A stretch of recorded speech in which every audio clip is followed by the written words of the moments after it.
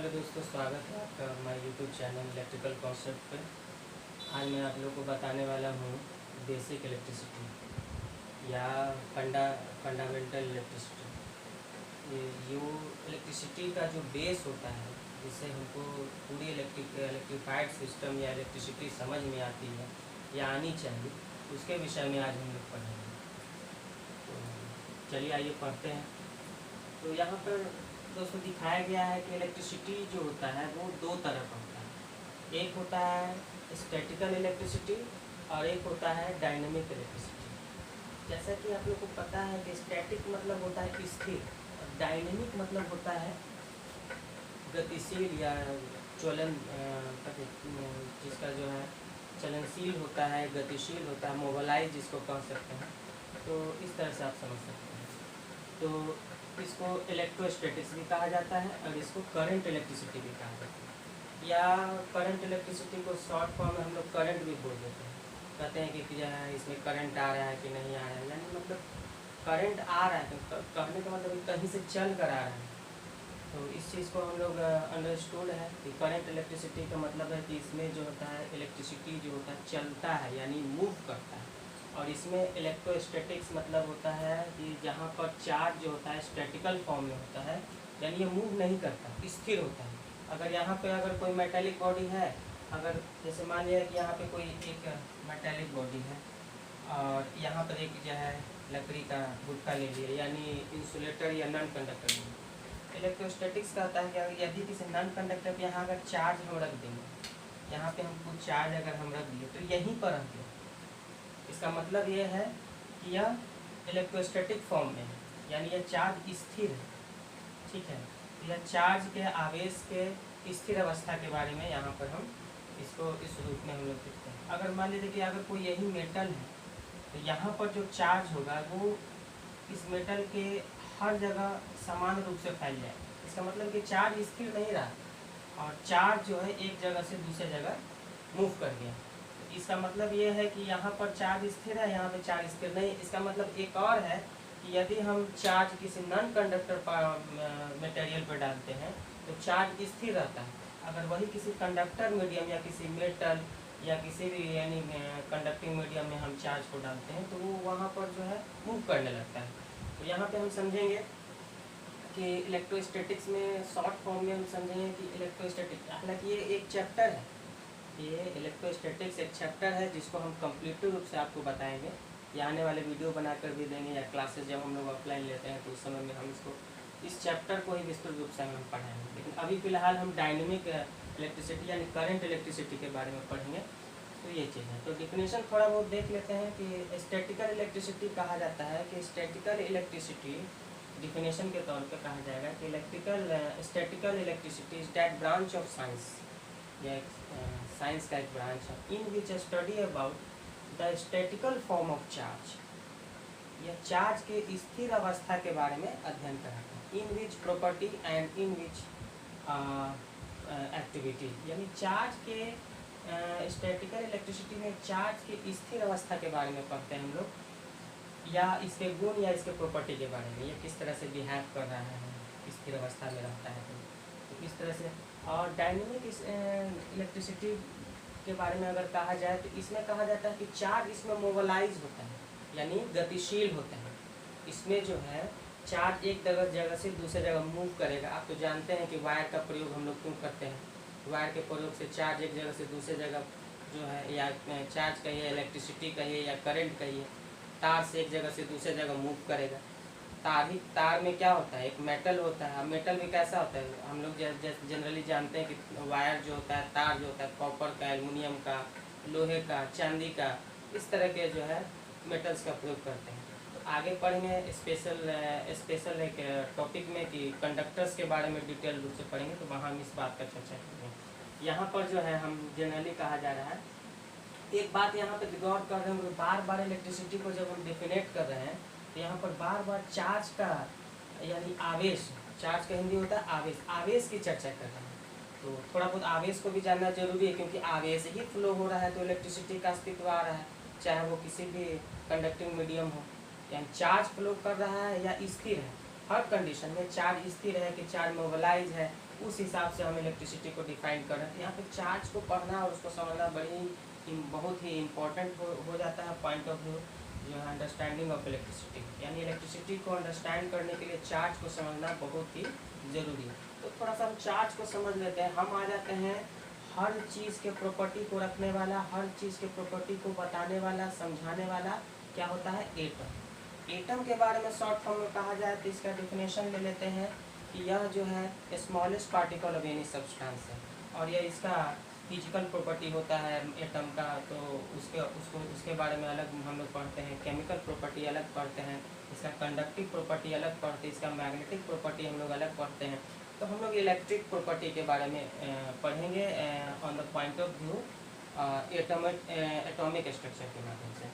तो atomic structure due to conductivity, atomic structure यह बताता है कि जैसे एटॉमिक स्ट्रक्चर यहाँ पर देख रहे हैं कि ये क्रॉस सेक्शनल व्यू है, ये 3D व्यू है। तो क्रॉस सेक्शनल व्यू हम देख रहे हैं कि ये जो है न्यूक्लियस है और ये जो है आपका आउटर मोस्ट सेल्स है। एटॉमिक स्ट्रक्चर को ज़्यादा डिटेल पढ़ना चाहते हैं तो एक चैप्टर आता है एटॉमिक स्ट्रक्चर, आप नेट की सहायता लेके एटॉमिक स्ट्रक्चर को पूरे कम्प्लीटली रूप से पढ़ लीजिएगा। और ये है आपका 3D व्यू। ये रियल में ऐसा जो है एटम के चारों ओर ये इलेक्ट्रॉन्स मूव करते हैं। अगर आप लोग चाहिएगा कि हाँ हम एटम्स को कम्प्लीटली रूप से पढ़ें तो एक वीडियो बना देंगे उससे रिलेटेड जो खास के एटॉमिक स्ट्रक्चर पर रहेगा, उसको सारा हम डिटेल बता देंगे। लेकिन याद रखिए एटॉमिक स्ट्रक्चर को समझना बहुत ज़रूरी है। तो फिलहाल हम यहाँ पर इसको डिटेल से नहीं बता सकते हैं, फिर कभी होगा तो उस पर कोई हम बात करेंगे, चर्चा करेंगे, आप लोग को बता देंगे।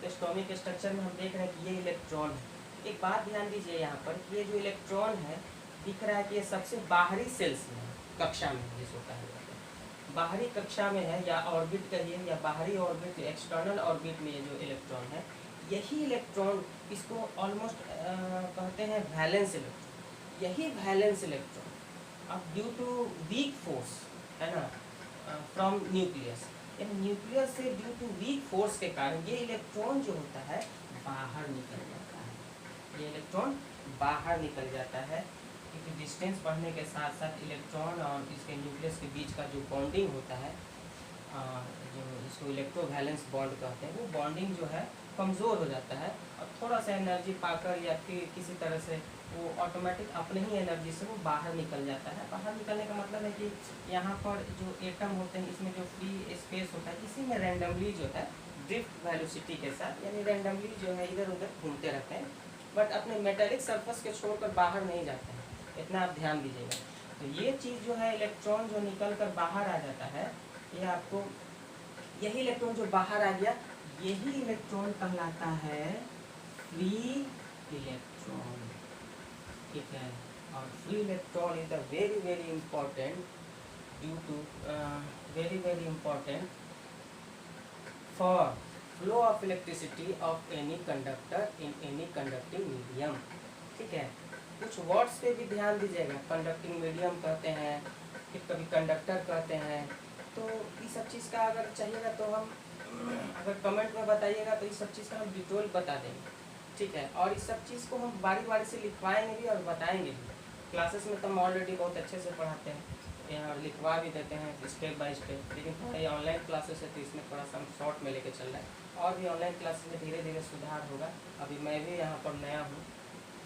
तो फ्री इलेक्ट्रॉन्स है एटॉमिक स्ट्रक्चर में आपने देख, यही फ्री इलेक्ट्रॉन जो है ना, अगर किसी यहाँ पर ध्यान दें कि अगर ये कोई जो है वायर है समझ लीजिए या कंडक्टर है, अगर यही फ्री इलेक्ट्रॉन जो है रेंडमली घूम रहा है, ठीक है, ये इलेक्ट्रॉन जो है रेंडमली घूम रहा है, लेकिन यही फ्री इलेक्ट्रॉन जो होता है अगर पोटेंशियल इसको प्रोवाइड कराया जाए तो ये वन डायरेक्शन में एकदम अरेंज होकर ये मूव करने के लिए तैयार हो जाता है।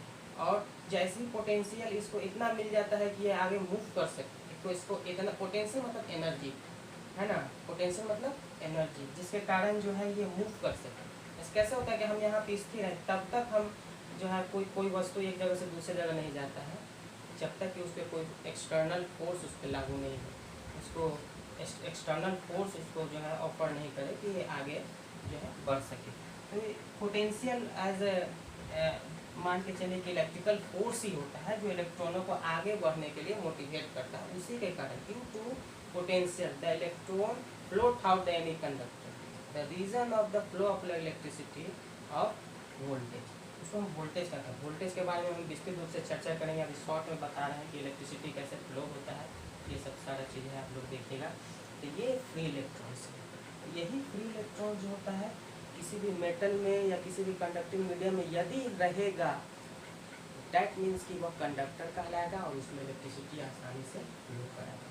तो due to the presence of electron any material called conductor, ठीक है।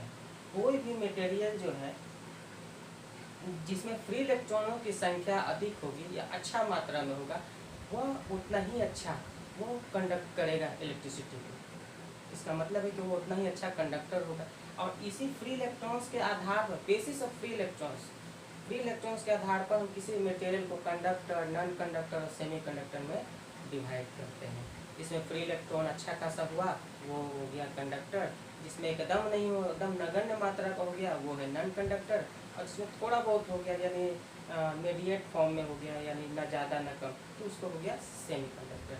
तो इस तरह से हम फ्री इलेक्ट्रॉन्स के माध्यम से कंडक्टर, नॉन कंडक्टर और सेमी कंडक्टर में डिवाइड करते हैं। तो ये आ गया आपका फ्री इलेक्ट्रॉन, समझ गए हैं। फ्री इलेक्ट्रॉन्स का डिफिनेशन आप हर बुक में देख लीजिएगा तो मिल जाएगा। अब हम एक बात का चर्चा कर रहे हैं, चार्ज, समझे ना। तो हम इलेक्ट्रॉन जब फ्लो करता है, अब इलेक्ट्रॉनों के फ्लो करने के कारण ऐसा क्या होता है भाई, इलेक्ट्रिसिटी फ्लो होने लगता है। तो इलेक्ट्रॉन पे होता है चार्ज, ठीक है। चार्ज ही एक फोर्स का, एक एक्टिविटीज़ का ये एक ऑफर करता है, ठीक है। अगर इलेक्ट्रॉनों पे चार्ज नहीं होता और विदाउट चार्ज वो मूव करता तो दैट मीन्स इलेक्ट्रिसिटी फ्लो नहीं होता। तो एक बात याद रखिए, क्योंकि इस पर चार्ज होता है और ये मूव करने लगे तो इलेक्ट्रिसिटी फ्लो होता है, इसलिए चार्ज को पढ़ना बहुत ही ज़रूरी है। तो इलेक्ट्रॉन पर ही चार्ज होता है, ये एक फिजिकल क्वांटिटी है। इसमें ये यूनिवर्सल यानी एक यूनिवर्सल ट्रूथ है कि किसी भी इलेक्ट्रॉन पर चार्ज होगा ही होगा। और वो कितना अमाउंट में होता है, 1.6 × 10⁻⁹ कूलम अमाउंट में एक यूनिट है।